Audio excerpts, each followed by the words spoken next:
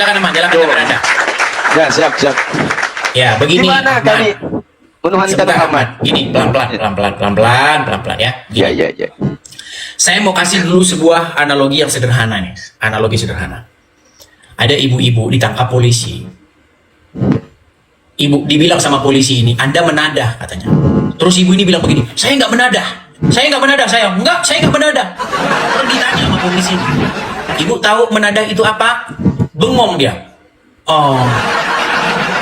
Tahu kan mama kan gitu. Ibu tahu apa itu menadah? Oh, macet. Jadi begini, maksud saya begini, Bang. Sebelum kita menyimpulkan apakah seseorang itu menadah, apakah seseorang itu menuhankan, apakah seseorang itu menipu, kita harus bicara dulu definisi. Bang, jangan bernapas di mic, Bang. Gini, apakah seseorang itu menuhankan, apakah seseorang itu menadah? Sebelum kita simpulkan seseorang melakukan perbuatan yang kita tuduhkan kepadanya, maka kita harus bicara dulu tentang definisi. Betul? Setuju? Menadah adalah segala perbuatan menerima, menyimpan, membeli sesuatu yang dia patut menduga itu adalah hasil kejahatan. Itu yang disebut penadahan. Jadi ketika ada orang datang kepada Anda, Bang, mau nggak motor harga 1 juta? Anda beli, ya kan? Seharusnya Anda curiga itu motor dari curian. Makanya Anda sudah dituduh melakukan penadahan. Nah, seperti itu juga menuhankan. Jangan Anda buru-buru, kami tidak menuhankan Muhammad. Sementara ditanya apa itu menuhankan, Anda bingung seperti Muhammad tadi. Nah, sekarang begini, Bang Ahmad. Maukah Anda menjelaskan definisi menuhankan sebelum kita simpulkan apakah umat Islam itu menuhankan Muhammad atau tidak? Baik. Jadi begini, Bang, tadi kan udah saya sampaikan, ya kan? Pertanyaannya jangan muter-muter begitu, Bang. Bikin orang pusing itu framing. Kan nggak tahu menuhankan mereka. Makanya sudah saya bilang, Masya Allah, luar kalian biasa ini tidak kamu. tahu apa itu menuhankan, makanya nggak sadar menuhankan Muhammad. Bang Edis, saudara kami ya, Masya Allah, tabarakallah, mudah-mudahan Allah berikan taufik hidayah buat kamu, Bang Edis, ya. Jadi begini, Bang Edis, untuk masalah Tuhan, dengar kan? Tuhan itu tidak pernah disuruh, ya. Tuhan itu tidak pernah patuh kepada manusia. Ketika Anda mengatakan Tuhan itu sudah merujuk kepada sesuatu yang ditanya menuhankan. Sekarang saya bilang ini, Bang Ahmad, apakah semua orang menuhankan Allah? Jadi gini, Bang, kalau misalkan mau debat, saya dulu atau abang dulu, begitu. Gini, Diskusikan. coba bisa nggak Anda live? Anda lihat live ini. Terus Anda kita ketemu di tengah nih. Biar kita nggak saling ini, bisa nggak? Enggak, ini aja di sini aja nggak apa-apa. Oke, di sini aja. Gini bang. Apakah semua manusia yang ada di kolong langit ini menuhankan Allah?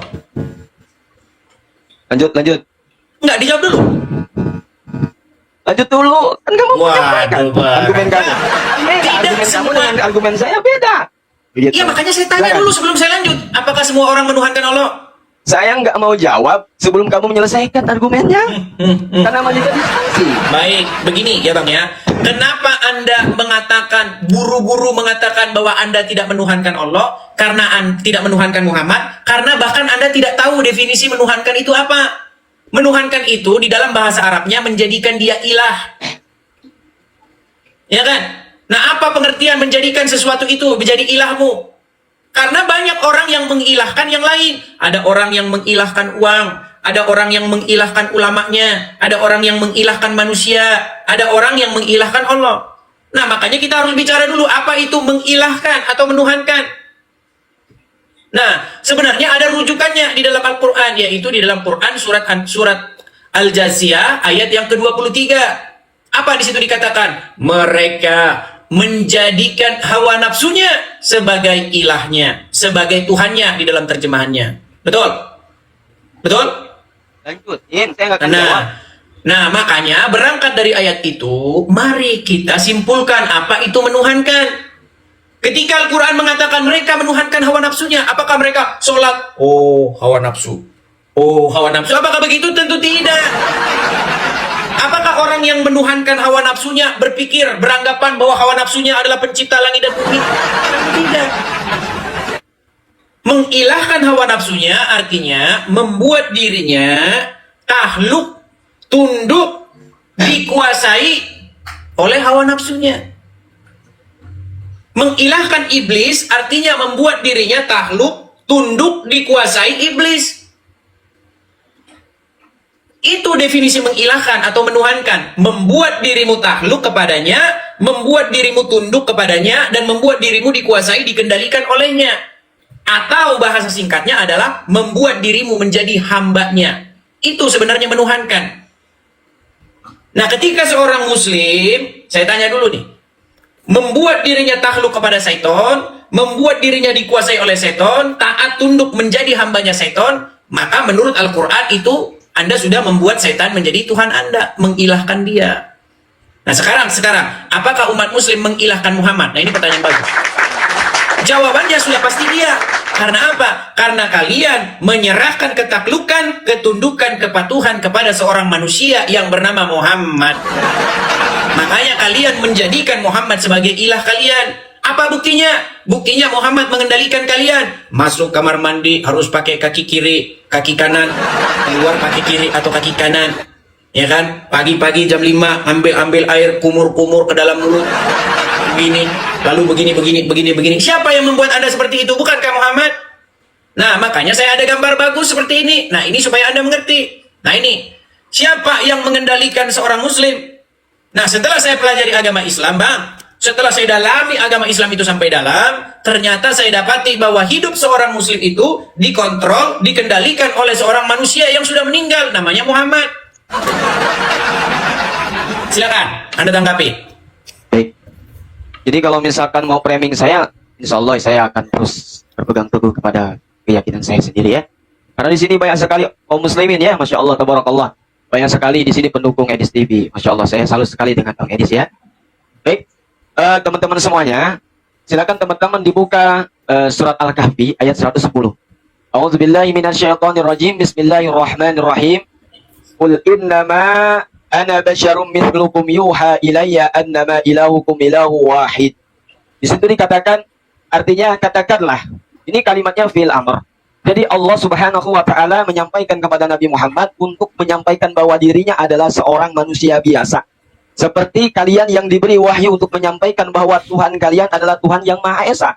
Ini adalah surat Al-Kahfi ayat 110. Dan Allah Subhanahu wa taala sebagai Tuhan kami dikatakan di dalam Al-Qur'an, wa idzan sa'alaka ibadi anni fa inni qarib ujibu da'wata da'i idza da'an falyastajibu li wal yu'minu bi la'allahum yarshudun. Bahwa Allah Subhanahu wa taala itu adalah yang sangat dekat sekali dengan hambanya. Allah tidak terlihat dengan wujudnya. Tidak seperti Tuhan Abang, mohon maaf ya Bang ya. Saya tidak mengatakan bahwa Tuhan kamu adalah manusia ya. Ini tidak. Kenapa yang ditanya apa, yang dijawab apa? Yang saya tanya, bagaimana posisi Anda terhadap seorang manusia yang bernama Muhammad? Bukankah Anda dikendalikan olehnya? Anda membuat diri Anda takluk, patuh, tunduk kepada seorang manusia yang bernama Muhammad. Sehingga ketika Muhammad bilang A, kalian harus A juga. Dengarkan dulu makanya Bang. Jangan dipotong-potong dulu sebentar. Ini kok jadi masalah kelihatan atau tidak kelihatan?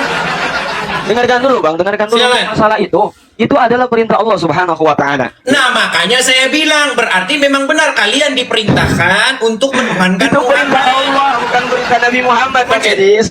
Ini saya mau teriak-teriak atau bagaimana nih? Oh, mati ininya udah habis. Pelan-pelan, tenang aja, tenang. Mau diskusi enggak? Kalau mau diskusi pakai data sama saya, yuk. Oke. Jadi Allah Subhanahu wa taala mengatakan huwallazi khalaqas samawati wal arda fi 6 hari. Allah Subhanahu wa taala yang Maha Kuasa, bahkan disebutkan dalam Al-Qur'an, innallaha azizun alim. Sesungguhnya Allah yang Maha perkasa dan Maha mengetahui. Innallaha ala kulli syai'in qadir. Sesungguhnya Allah yang Maha mengetahui atas segala sesuatunya. Allah Maha Kuasa atas segala sesuatunya.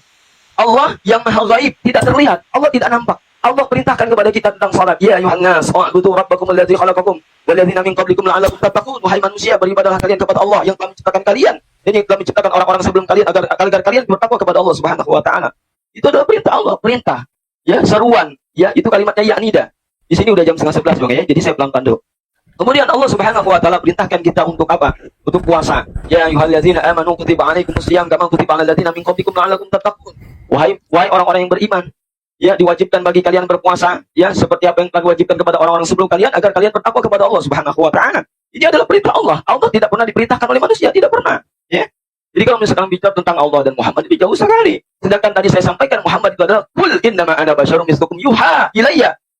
Bahwasanya katakan Muhammad. Bang, mohon maaf nih Bang, saya potong ya. Anda ini tidak nyambung. Anda ini malah menjelaskan Allah itu apa. Saya tidak tanya apakah Allah itu nggak kelihatan atau kelihatan. Karena di sini nggak ngerti apa yang saya tanyakan bukan itu, Bang. Yang saya tanyakan, apakah perlakuan Anda kepada Muhammad itu masuk kategori mentuhankan atau mengilahkan dia? Makanya Tidak. tadi saya sudah panjang lebar menjelaskan apa itu mengilahkan. Saya kasih contoh. Begini. Saya orang Kristen. Bagaimana saya memperlakukan Bapa di sorga? Bagaimana saya memperlakukan Yesus? Bagaimana saya memperlakukan Roh Kudus? Saya harus membuat Bapa, Anak, dan Roh Kudus itu menguasai hidup saya. Contoh, saya sebagai orang Kristen harus membuat hidup saya ini dikendalikan oleh roh yang daripada Tuhan itu. Supaya saya takluk, tunduk, melakukan apa kehendak Roh Kudus yang ditempatkan di dalam diri saya. Sehingga ketika saya hendak mencuri, lalu Roh Kudus yang ada di dalam diri saya itu mengingatkan saya supaya jangan mencuri, lalu saya ikut apa kata Roh Kudus. Itulah yang dimaksud saya membuat Roh Kudus itu menjadi Tuhan. Dia bertahta di dalam hidup saya. Dia mengendalikan hidup saya. Langkah-langkah kaki saya ditentukan oleh dia. Makanya ada lagu, tiap langkahku diatur oleh Tuhan. Nah, seperti itu. Nah, sekarang yang menjadi pertanyaan saya, bukankah kalian umat muslim memperlakukan Muhammad sedemikian rupa? Sehingga hidup kalian dikendalikan, dikontrol, dirajai oleh seorang manusia yang bernama Muhammad. Bahkan masuk kamar mandi saja Anda harus ikutin omongan Muhammad. Makanya saya bilang, Bang, itulah yang dimaksud kalian menjadikan Muhammad sebagai ilah kalian. Gimana ini nggak nyambung-nyambung, saudara-saudara? Makanya saya bilang, Bang, kurang-kuranginlah membenturkan kepala ke ubin supaya kita lebih cerdas begitu. Silakan. Oke, Bang. Ya, maksud saya itu kan tadi saya sampaikan definisi tentang Tuhan dan Muhammad. Bukan definisi Tuhan, Bang. Definisi menuhankan. Ya, Aduh, berat, saudara-saudara. Sebelum. Oke. Apa itu menuhankan, Bang? Menuhankan itu apa? Dengarkan ya. Silakan. Sebelum saya menyampaikan terkait mengenai jawaban itu tadi, saya sampaikan dulu tentang pengertian Allah dan Muhammad itu perbedaannya sangat jauh sekali. Bukan itu yang kita bahas, Bang Ahmad. Yang kita bahas perbuatan mengilahkan atau menuhankan sesuatu itu apa? Dengar ya. Di dalam Al-Quran Allah Subhanahu wa Ta'ala mengatakan, ati Allah wa ati Rasul. Ya, yang pertama, ikutilah Allah dan ikutilah Rasulullah Muhammad SAW. Jadi Al-Quran ini sebagai pedoman kita, ya. Dan hadis adalah wama yantiqu anil hawa. Sesuatu yang keluar daripada bibir lisannya Nabi Muhammad SAW itu adalah wahyu, termasuk perbuatannya. Dan kemudian Rasulullah SAW, ya, terkait mengenai amalia sunnahnya, itu yang yang Rasulullah ajarkan kepada kita sekalian. Dan kita sebagai kaum muslimin harus taat kepada Allah dan Rasulnya. Pertama, untuk menjadikan landasan bagi kita sekalian untuk senantiasa menjadi orang-orang yang bertakwa. Nah, kami tidak pernah menuhankan Muhammad. Karena tadi saya sampaikan. Buset. Bang, menuhankan itu apa sih, Bang? Menuhankan itu apa? Apa menuhankan itu? Bang, kalau misalkan disamakan dengan keyakinan abang sama keyakinan bukan, saya kita nggak bahas. Menurut agama Islam, coba dicek dulu. Surat Al-Jaziah nomor 23, silakan. Udah. Enggak, dicek dulu. Anda malu. Ingin menghindar. Dibaca aja. Maka pernahkah kamu melihat orang yang menuhankan hawa nafsunya? Dicek ayatnya, betul atau tidak? Terus? Nah, sekarang saya tanya, menuhankan hawa nafsu itu apa maksudnya? Jadi begini, Bang, kalau apakah menganggap bahwa hawa nafsu itu adalah Allah? Itu kan seperti pikiran Anda ketika saya bilang menuhankan Muhammad berarti menganggap Muhammad itu Allah, bukan begitu. Itu kan soal Al-Jaziah, ya, Bang, dengarkan. Iya, makanya berangkat dari ayat itu kita bisa mengambil kesimpulan pengertian menuhankan menurut Al-Qur'an. Itu menyatakan bahwa orang-orang kafir menuhankan hawa nafsu mereka. Oke, makanya saya tanya, apakah menuhankan hawa nafsu itu artinya menganggap hawa nafsu itu adalah Allah? Disebutkan apa? Apakah menuhankan hawa nafsu artinya menganggap hawa nafsu itu adalah Allah? Untuk masalah itu kan untuk gimana Bang? Coba berat kan? Makanya saya bilang, Anda ini tidak tahu menuhankan itu apa. Oke. Pertanyaannya apa lagi coba? Mereka menuhankan hawa nafsunya. Apakah menuhankan hawa nafsunya artinya menganggap bahwa hawa nafsunya sang pencipta? Kan tentu tidak. Bukan begitu maksud menuhankan hawa nafsu. Apakah menuhankan hawa nafsu berarti menganggap bahwa hawa nafsu itu Allah? Tidak. Tetapi menuhankan hawa nafsu adalah membuat dirimu seperti ini nih, dikendalikan, dikuasai, dikontrol. Takluk Anda kepada hawa nafsu Anda, betul? Tidak, saya tidak tidak takluk terkait mengenai hal itu. Saya tidak bilang Anda, saya bilang pengertian. Takluk pengertian menuhankan hawa nafsu. Inilah kalau ngomong sama orang muslim, saudara. Makanya saya ini sampaikan apakah bahwa, hanya saya seorang diri yang masih berharap-harap ada orang Islam yang cerdas begitu? makanya Saya tidak bilang Anda takluk kepada hawa nafsu. Saya bilang pengertian menuhankan hawa nafsu. Menuhankan hawa nafsu artinya Anda sudah membuat hawa nafsu Anda itu menjadi sesuatu yang segala-galanya. Anda utamakan, Anda takluk kepadanya, tunduk kepadanya, dikuasai olehnya. Anda menjadi hambanya, budak hawa nafsu Anda itu. Sehingga Anda menuruti keinginan hawa nafsu itu. Itu yang dimaksud menuhankan hawa nafsu. Sehingga ketika orang takluk, tunduk, patuh menjadi budaknya iblis, maka menurut Al-Quran sesungguhnya orang-orang itu telah menuhankan iblis. Di mana ayat berapa? Tadi sudah saya suruh baca surat Al-Jathiyah nomor 23. Emang artinya itu? Emang artinya Coba begitu? silakan baca dulu. Dibaca sama kamu aja, kan kamu ini mengeluarkan data. Astaga, teman-teman sabar ya. Yang nonton pun saya tahu, kalian pasti, aduh gregetan nih sama orang Ahmad nih. Karena apa? Karena memang, mohon maaf, survei membuktikan jikalau kepala sering terbentur ke ubin akan menurunkan IQ. Betul. Makanya kalau punya kepala jangan sering dibentur-benturkan ke ubin. Karena itu akan menyebabkan intelijensi. Ayat berapa tadi? Ayat berapa? 23. Coba, gimana artinya? Siapa yang dengar? Maka pernahkah kamu melihat orang yang menjadikan hawa nafsunya sebagai Tuhannya? Betul? Lanjut. Nah, poinnya adalah ada orang yang menjadikan hawa nafsu sebagai Tuhannya. Betul? Dulu, Bang. Tadi kamu mengatakan bahwa iblis dijadikan Tuhannya. Mana? Nggak ada di sini. Saya di situ hawa nafsu dijadikan Tuhan. Nggak ada. Tadi kamu salah menyebutkan. Coba. Betul tidak? Di situ hawa nafsu dijadikan Tuhan. Allah. Lihatin. Tadi kamu mengatakan bahwa iblis jadikan Tuhan. Mana di sini ada nggak? Iya, berangkat dari ayat itu. Berarti salah, kalau orang Bang Edis, kamu salah. berangkat dari ayat itu berarti ada nggak orang yang menuhankan iblis? Di sini dikatakan, maka pernahkah kamu melihat orang yang menjadikan hawa nafsunya sebagai Tuhannya? Oke. Allah membiarkan berdasarkan ilmunya. Allah telah mengunci mati pendengaran dan hatinya dan meletakkan tutupan atas penglihatannya. Ini berkaitan dengan surat Al-Baqarah. Khatamallahu ala qulubihim wa ala sam'ihim wa ala absarihim ghishawatu wa lahum adzabun adzim. Tadi kamu mengatakan bahwa iblis jadikan Tuhannya. Mana kan? Oke, baik. Sudah bisa ditanggapi? Silakan nyalakan kamera Anda kembali. Ya, kalian akan melihat bagaimana kualitas seorang muslim. Ya ini seperti ini mereka kualitas muslim kayak begini. Ya, silakan nyalakan kamera Anda dulu. Kamu salah mengartikan. Oke, sebentar, Ahmad. Menurut ayat itu ada orang yang menuhankan hawa nafsu, betul? Lanjut. Nggak ada. Nggak, ada nggak orang yang menuhankan hawa nafsu? Lanjut, tadi saya sampaikan. Oke lah, baiklah ya. Kita kasih dulu kesempatan kepada muslim yang cerdas untuk menjawab ya. Edis takut ya? Bukan takut, masalahnya IQ kamu mau rata-rata. Repot. Oke, sekarang saya tanya, apakah ada orang yang menuhankan hawa nafsu? Lanjut. Oke, baik, silakan. Anda cari lawan yang selevel dengan Anda. Kita sudah serius. Makin kalau khotbah, ayo, Arabnya panjang biar dikira orang pinter. Giliran dites IQ-nya. Kucewa saya saudara, dengan IQ-nya. Itulah saudara-saudara. Kalian tahu sendiri, ya.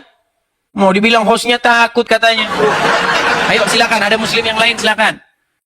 Bagaimana ini saudara? Elika Dahlan. Mudah-mudahan saya ketemu dengan orang muslim yang cerdas. Saya ini masih percaya ada orang Islam yang masih cerdas, teman-teman.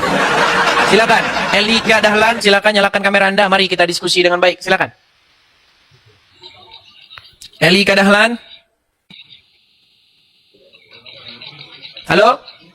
Oke, dia sudah menjadi batu hitam, teman-teman. Aduh, disapa-sapa. Elika ini kok diam-diam saja. Bagai seorang penyanyi yang suaranya mahal saja. Ya silakan, Elika. Anda sudah menyimak dari tadi? Iya. Ya, bagaimana? Apa itu pengertian menuhankan hawa nafsu? Ya setidaknya kalau menuhankan ya kita tunduk lah. Tunduk, tahluk, patuh, dikuasai, dikontrol, mengutamakan dia, gitu ya? Ya gitulah. Oke. Kalau orang yang berbuat seperti itu kepada syaitan, maka disebut menuhankan syaitan, betul? Ya belum tentu. Berarti kalau Anda tahluk, patuh, tunduk, mengikuti syaitan, menjadi hambanya syaitan, berarti yang Anda tuhankan syaitan apa Allah? Ya tentu Allah lah. Oh kan, nah ini kan. Berarti Anda menuhankan Allah dengan cara melakukan tahluk, tunduk, patuh, dan mengikuti syaitan, begitu? Ya enggak lah. Nah, Kenapa kan kok tambah begitu? pusing lagi.